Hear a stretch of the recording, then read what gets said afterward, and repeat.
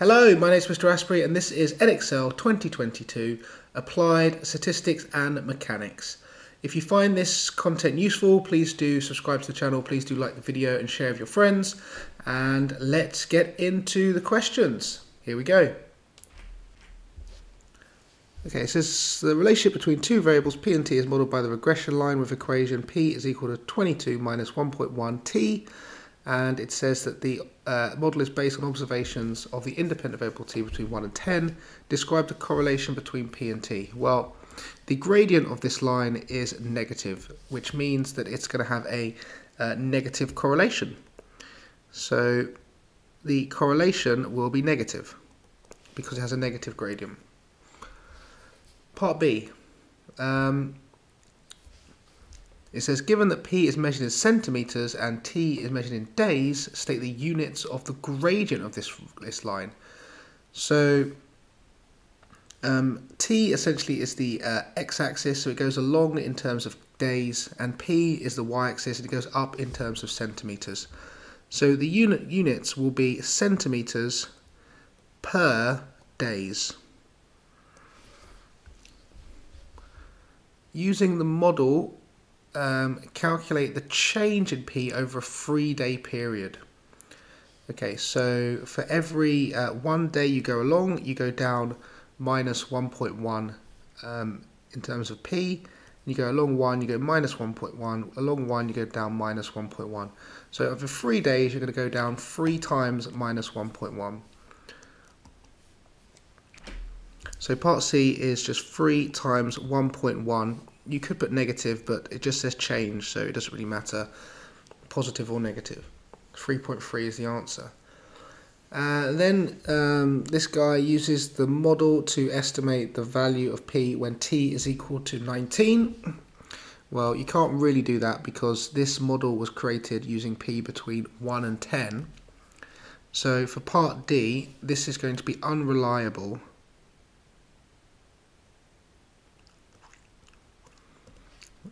Because Tissam has used extrapolation to estimate outside of the range, which was 1 to 10. And that question is done.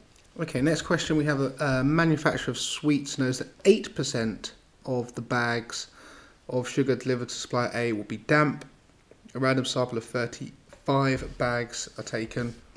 So it says using a suitable model. Well, that model will be a binomial model because it has two options. The bag is either damp or not. And the number of trials, there were 35, and the probability of damp is 0.08. So that's the distribution. And then it says I want exactly 2. So okay, so we want the probability that x is exactly 2. So we go to our statistics mode and we type distribution binomial. And because we want an exact value, we're going to write BPD, which is F1. And we want 2 outcomes exactly, 35 trials, and 0.08 is the probability. And that gives us a probability of 0.2430. The next one is we want the probability that x is greater than 3. So this time we're going to need to use the cumulative button, so I press distribution binomial and I press BCD, and the lowest possible that I can have is 4, so it has to be greater than 3, and the upper I can have is all the way up to 35. There are 35 trials, and again it's 0.08 is the probability, and that gives me 0.3060.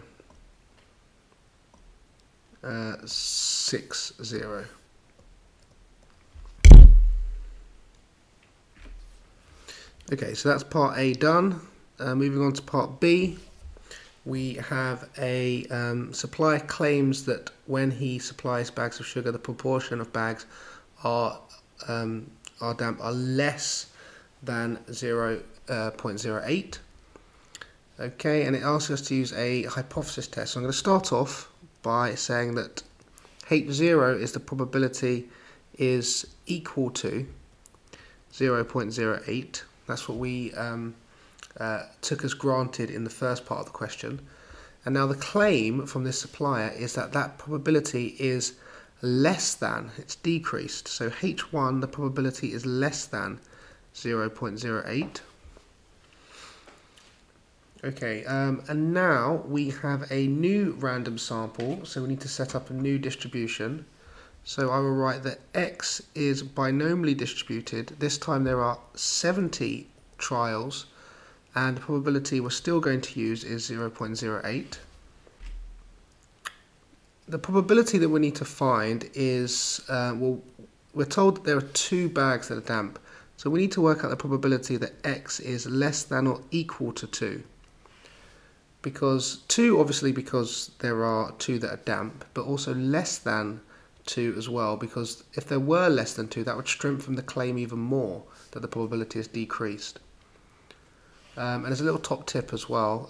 This symbol here, that's a less than symbol, so this one will always be a less than or equal to. Okay, so this is equal to, we need to go to our statistics mode again, distribution, binomial, CP, BCD, and the lower is 0, the upper this time is 2, and the trials is now 70. And this gives me a probability of 0.07, let's say 0.74 should be enough. Okay, so that probability is greater, oh no, it's less than, sorry, our significance level of 10%. Okay, so that means that that occurrence of 2 or fewer is very rare. The chance of it happening is less than our significance level. So it's very rare to happen if the probability was 0.08. So we're going to conclude that we're going to accept H1 and reject H0, because it's really unlikely that this is going to occur using 0.08. So we're going to accept that the probability has actually decreased. And then finally we have to write a closing statement, and you have to write that there is evidence to support the supplier's claim. So remember, never write that it's definitely true, just have to write that there is evidence to support it. Question 3, we have a histogram and it summarises the height of 256 seedlings 2 weeks after they were planted, and it's asked us to use linear interpolation to estimate the median height of the seedlings. Okay, so the first thing I'm going to do is I'm going to work out the frequency of each interval. So to find the frequency, we have to multiply the frequency density by the class width. So in the first case, this is 15 times 1. Here this is 35 times 1. This is 1.5 times by 50, which is 75. This one here is 1 times 55. And this one has a width of 2, and we're timesing that by 26, so that's 52. And this one has a width of 1.5, and we're timesing it by 16, so that's 24. Okay, now where will the median occur? Well, we know there are 256, so if I half that, it gives me 128. So I'm looking for the interval which includes the 128th position. So if I add up as I go along, I start at 15 and I add on 35. That gets me to 50, and then I add on 75. That gets me to 125. So then when I add on 55, I go past the mark.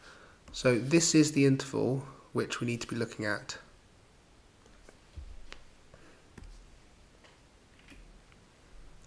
So this interval starts at 3.5 and ends at 4.5.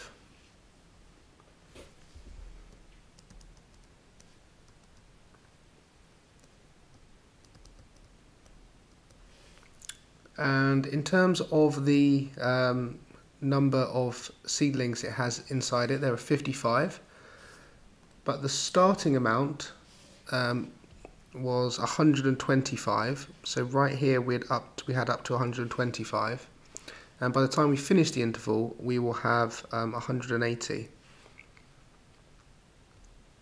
So I'll write 125 here and 180 here. And we are looking for the 128th person, so it's going to be very close to the 3.5 side.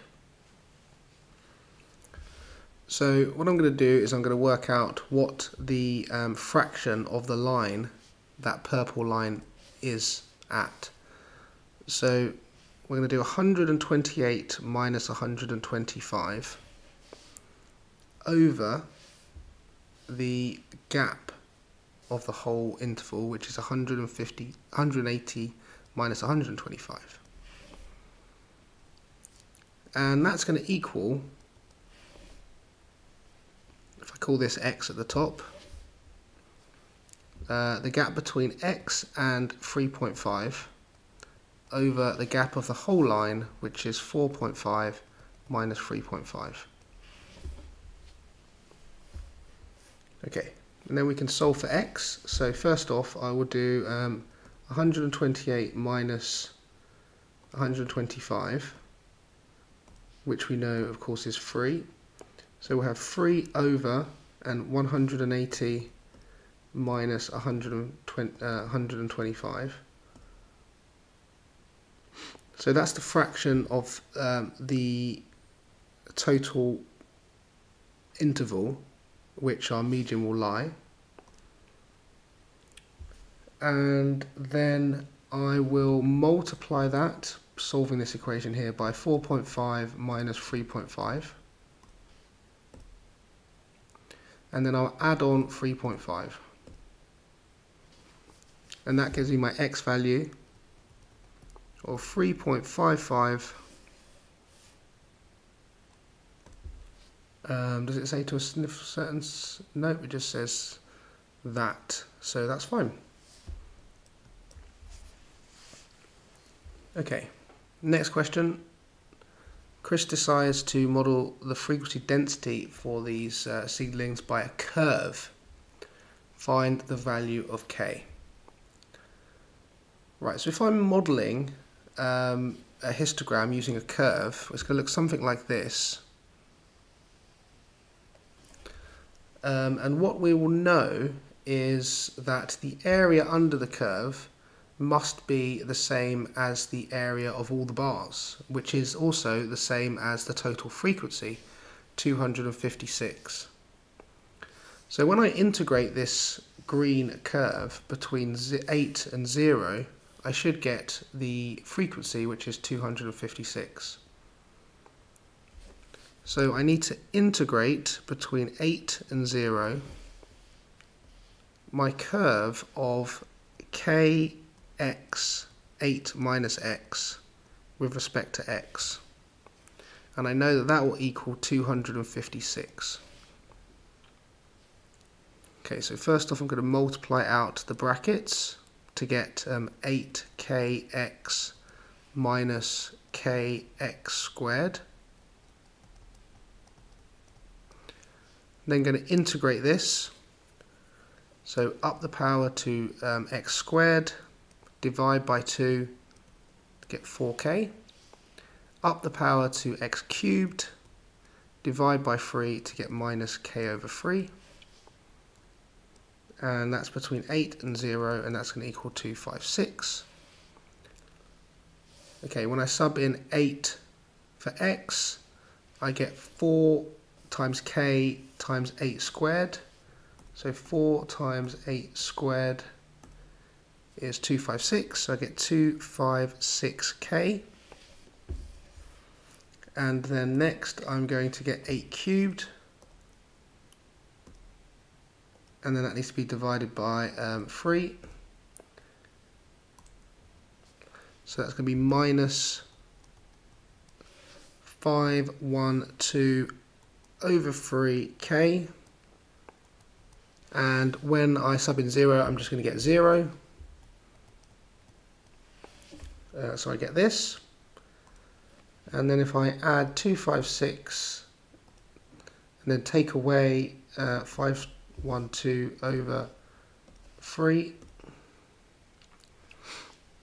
I get 256 over 3k is equal to 256. So this tells me that k must equal 3.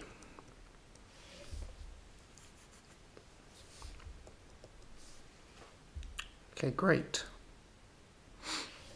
And it says, using this model, write down the median height of the seedlings. Well, again, we can see that this model starts at 0, ends at 8. It's a perfect negative x squared, so it's going to have this perfect n shape, and that means that it's going to be perfectly symmetrical, which means that the median will be right bang in the middle at the halfway point. So the median will equal 4.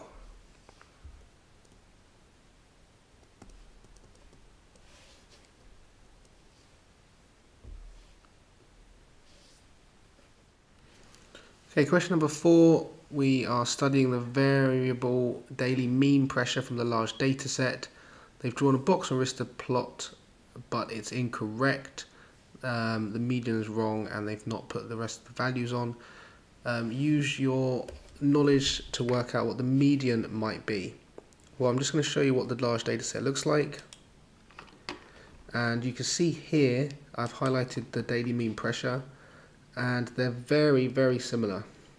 And in fact, they hover around about 10, 20, let's say, as would be a good estimate for the median. And the lowest you can find is just slightly lower than 1,000, and the highest that you can find is about 1030. So with all that being said, let's go back to the question.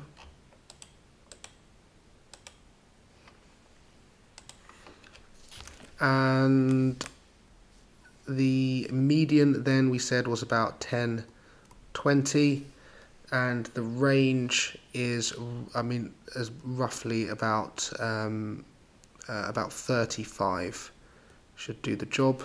We said the lowest was about this, and the highest we could find was roughly about that. So yeah, about 35 is the range.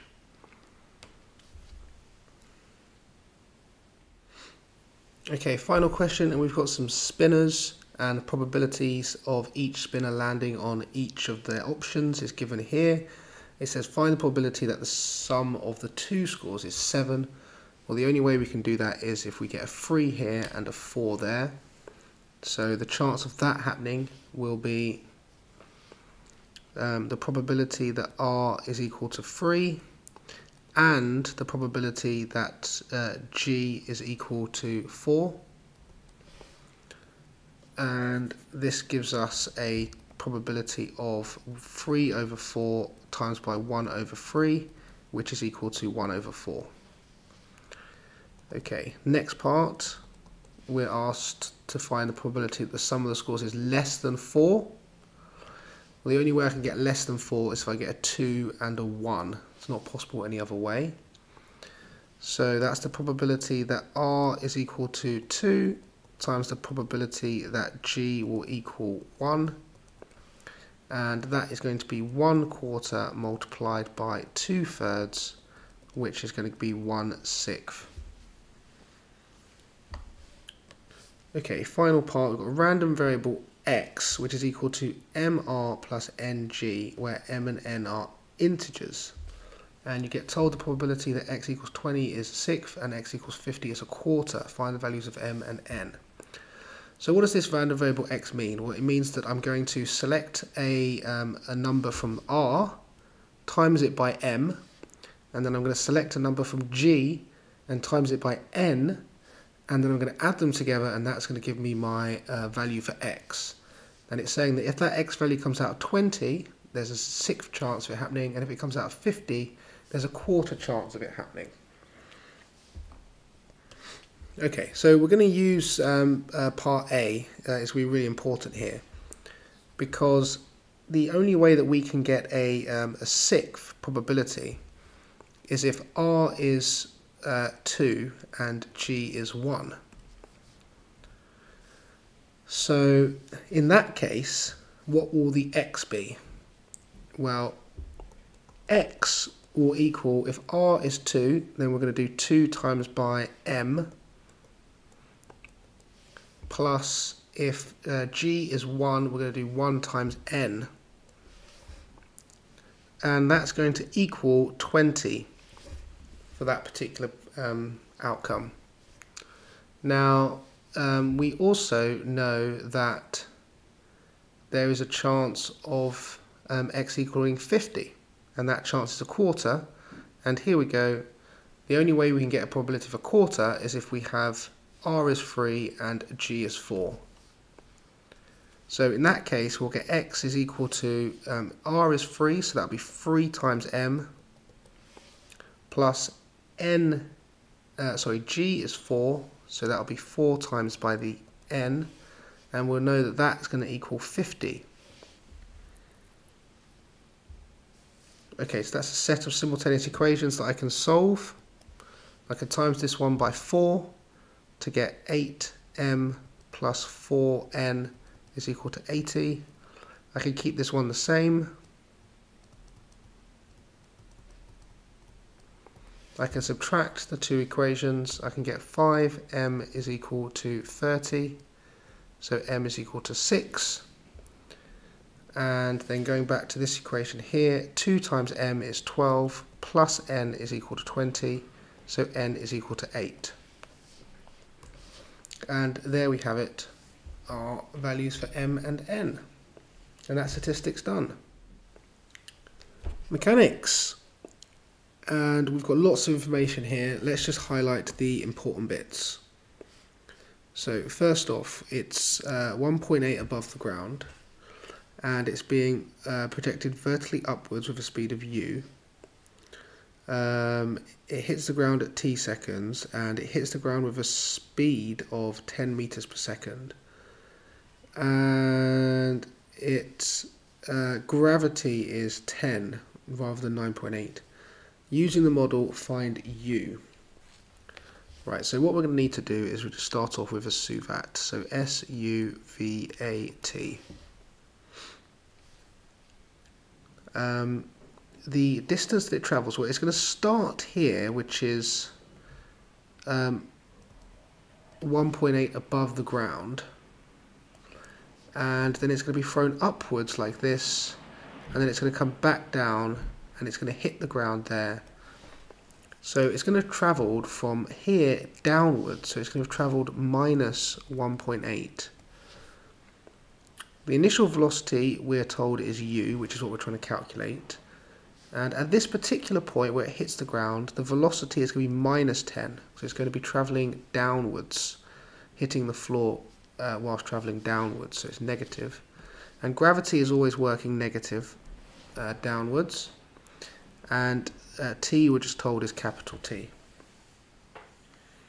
Okay, so to find u, we need the one which doesn't include t. So that's v squared is equal to u squared plus 2as.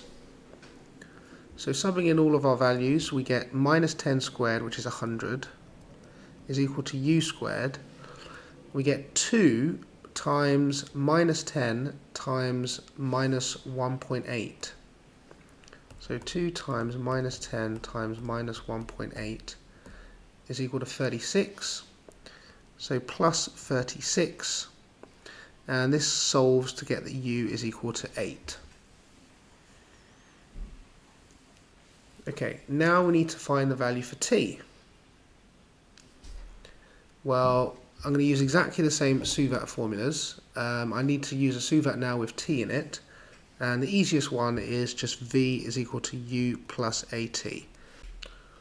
So subbing in, I know that v is minus 10, I know that u is just it's 8, we worked that out already, a is minus 10, and t is capital T. Okay, rearranging, that gives me 10t is equal to 18, so t is equal to 1.8. Okay, great, that's part B done. Part C, it says, suggest one refinement apart from air resistance you could use to make it more realistic. Well, we could refine G is equal to 9.8. It's a more accurate version of the gravitational force. Or we could say, we could take into account and consideration the spin of the ball, or the fact that the ball has dimension. So it's not just a particle. That's another one. And part D, it says that actually we would have air resistance. How would this affect your answer to part A? Well, the only thing that we're told, and the only thing we have to keep consistent, is the fact that it hits the ground with a speed of 10 meters per second. Now, if air resistance was happening, then that would be slowing the ball down on the way down. So it probably wouldn't hit the ground with a speed of 10.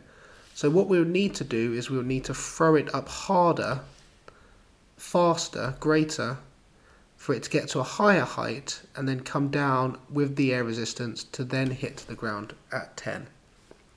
So the answer to the question is u would need to be greater.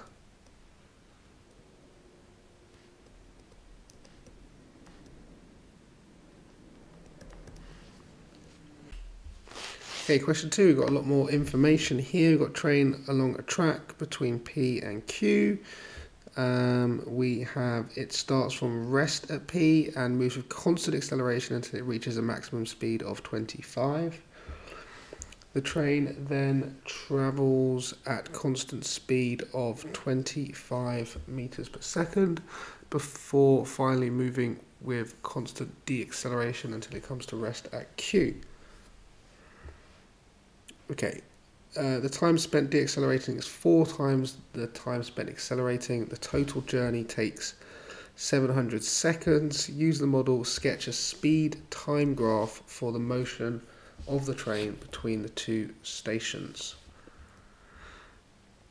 Okay, so we have a speed time graph here. We've got V, we've got T. Okay, so we're told that it accelerates up to 25. It then stays at 25 for a while, and then it deaccelerates, but it takes much longer, so it's going to be a less steep climb on the way down. And that's all the information that we have. Oh, other than it takes 700 seconds, so we write 700 here. Okay, perfect. The distance between the two stations is 15 kilometers. Using the model, show that the time spent accelerating by the train is 40 seconds. Part B, it says show that the time spent accelerating by the train is 40 seconds when we know the distance is 15,000 meters. So it's always measured in meters and seconds. So we need to convert this into 15,000 meters. And the distance is always the area under the curve, or straight line in this case. And this is a trapezium, so the area is 1500, and the area of a trapezium is a half. The two parallel sides, so we have this one on top, which we don't know, we'll call x, plus the distance along the bottom is 700 seconds, and we multiply that by the gap between the two parallel sides, which is 25. Okay, so I can times both sides by 2 to get rid of the half, and I can divide both sides by 25 to get rid of the times 25. And this gives me 1200 is equal to x plus 700. So therefore x is equal to 500. Okay, so if that distance along the top, or that time along the top, sorry, is 500, then that allows only 200 for the red time here. And we know that this is in the ratio of 1 to 4 as well, because we were told that it takes 4 times longer deaccelerating. So this part would be 4 shares, that part would be 1 shares. And we've got to split up 200, because we know x is 500 and there's 200 left to make up to 700. So splitting 200 in the ratio of 1 to 4 will give us 5 divided by 2 is 40, so 40 to 160. Okay, and the question asks us for the time spent accelerating. So that's obviously the part where it's climbing up, so the bit on the left, so the 1 share. So we get here that the acceleration, or the time spent accelerating, is equal to 40 seconds.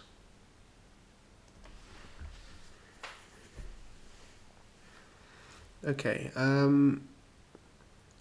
next part, it says find the acceleration of the train in meters per second to the minus 2. Okay, so we know that it spent 40 seconds accelerating, and in that time it's changed from 0 to 25. So acceleration is the change of velocity over time. So the final velocity minus the initial velocity over the time. So in this case, the final velocity was 25. Initially it was at rest and it took 40 seconds to do it. So this is equal to 0.625 meters per second to the minus 2. And it says find the speed of the train 572 seconds after leaving P. Okay, so I'm just going to draw the diagram again down here.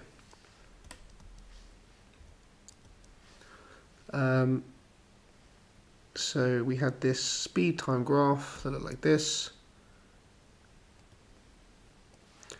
and we know that this is 40 seconds. We knew the bit at the top was 500, so this is 540.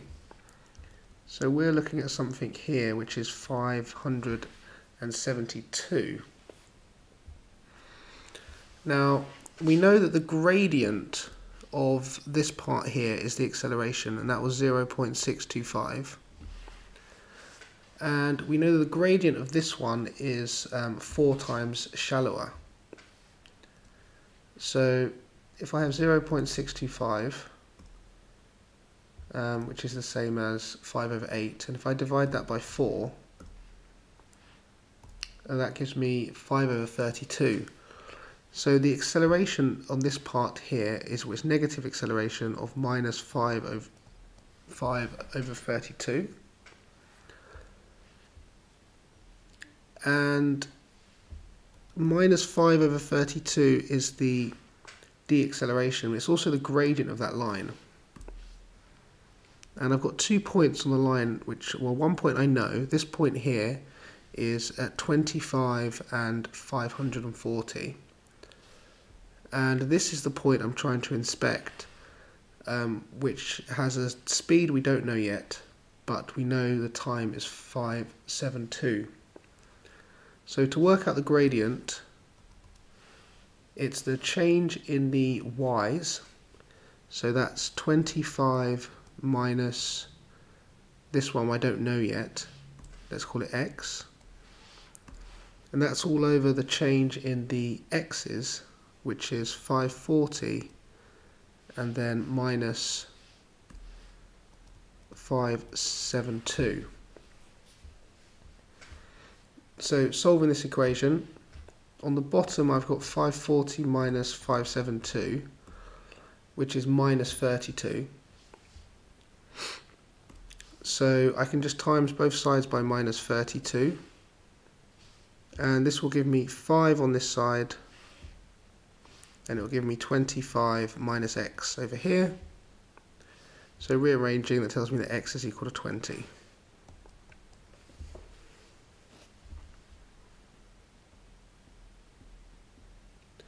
State one limitation of the model which could affect your answers to part B and C. Okay, so we can put here that it's very unlikely that the train will move with constant acceleration.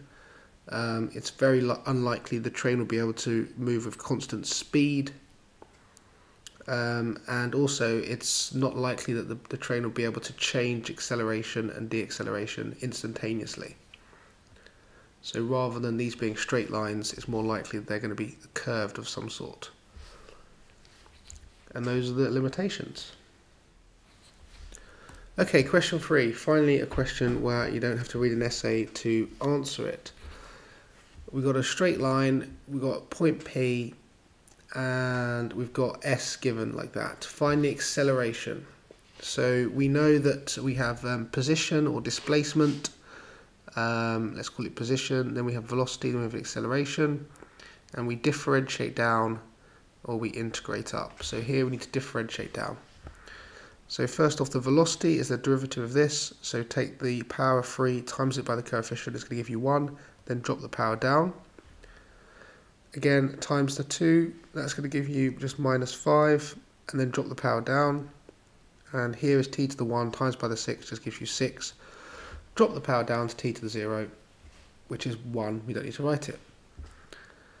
We want to find the acceleration, so we differentiate again. It gives me 2t, and it gives me minus 5. And it says find the acceleration of the particle at each of the times when p is instantaneously at rest. Okay, so when it's at rest, that means that v is equal to 0. So what we need to do is solve this v equals 0 equation. So t squared minus 5t plus 6 equals 0. We can factorize that, minus 2 and minus 3. And this gives us t equals 2 and t equals 3. So now let's find the acceleration at both times. Well, at t equals 2, a is equal to 2 times 2 minus 5, which is 4 minus 5, which is minus 1. And at t is equal to 3, we will get a is equal to 2 times 3 minus 5, which is 1.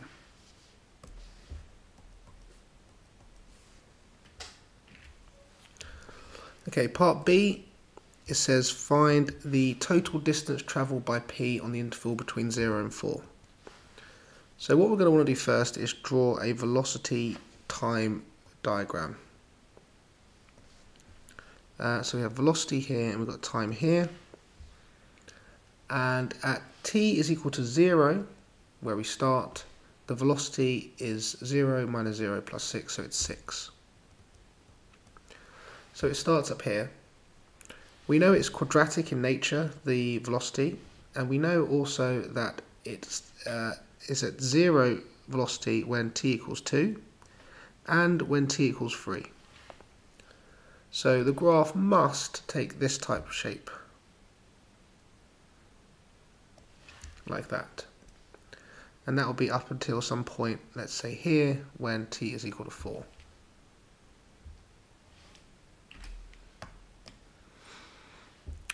Okay, so in order for us to find the distance travelled, we need to find the area under the graph, so we need to integrate, because it's a curve, it's not a straight line.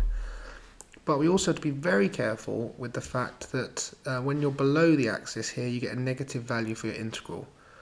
So I'm going to,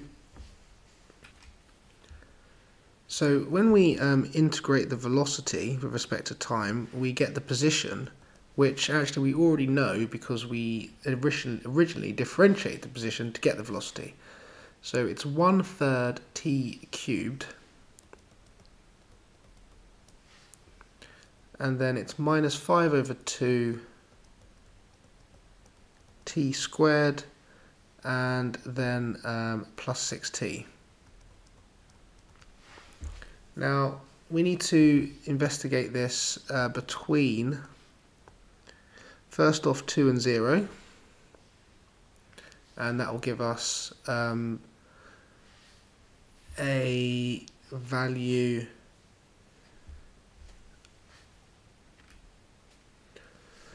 of 1/3 multiplied by 2 to the power of 3 minus 5/2 multiplied by 2 to the power of 2, and then plus 6 times 2. So that gives us 14/3, and when I sub in 0, I'm just going to get 0, so I don't need to take anything away. Right, next I'm going to look at the area, and this is between 3 and 2, and when I sub in 3, I will get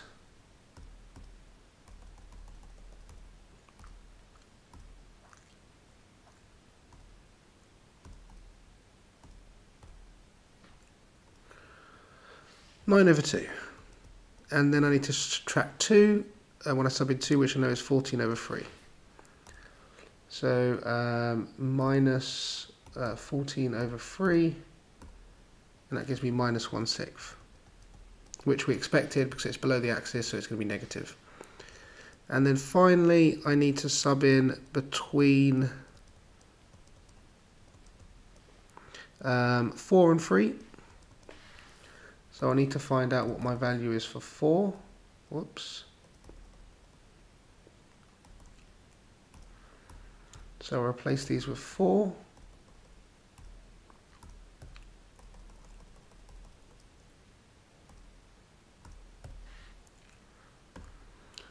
And that would have given me 16/3. Okay, so 16/3. And then I take away 3, which was 9/2. So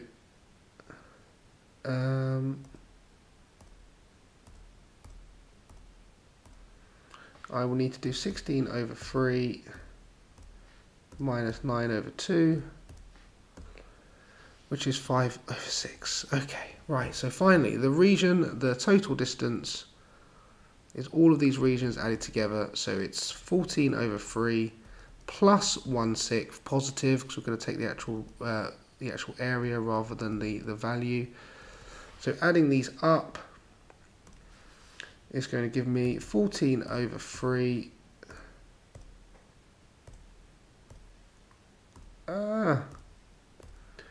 plus 1/6 plus 5/6, and that's a total of 17/3, which is 5.67. Yes, done. Okay, forces question. A vertical rope PQ has its end Q attached to the top of a small lift cage. The lift cage has a mass 40 kilograms. Has mass 40 kilograms and carries a block of mass 10 kilograms as shown in figure 1. The lift cage is raised vertically by moving the end P of the rope vertically upwards with constant acceleration 0.2. The rope is modelled as light and inextensible, and air resistance is ignored. Using the model, find the tension in the rope PQ. Okay, so let's draw a force diagram. So we have the lift, which itself has a weight of 40 kilograms, so weight is mass times by gravity, so 40g. We've also got this object inside, which is 10, and we've also got tension pulling up on the object, and it says find the tension in the rope. So if we look at the system as a whole, then, and if we do a force, the sum of the forces is equal to mass times acceleration. So the sum of the forces, we've got T going up, and we've got 40g coming down, and we've got 10 coming down. 10g, sorry. And that's equal to the mass of the whole system, which is 50, multiplied by the acceleration, which is 0.2. So we have that T is equal to 50 times 0.2 is 10, plus 40g and 10g, which is 50g, which is 50 times 9.8. So we'll do 10 plus 50 times 9.8, and we would get an answer of 500 newtons.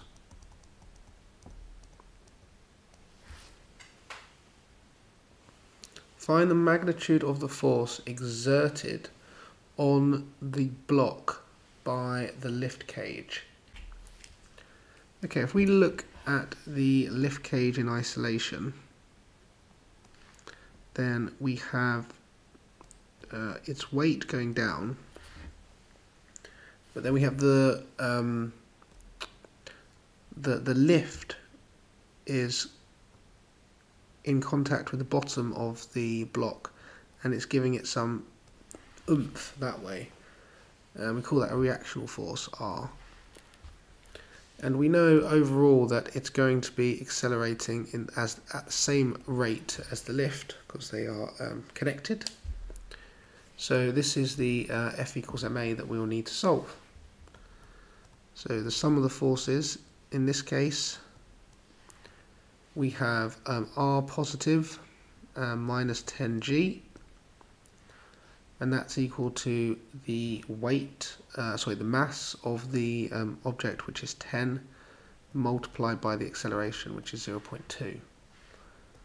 So the reactional force will be 10 times 0.2 is 2, plus 10 and g is times 9.8. So we will do 2 plus 10 times 9.8, and we get 100. So R is equal to 100 newtons. And we're done.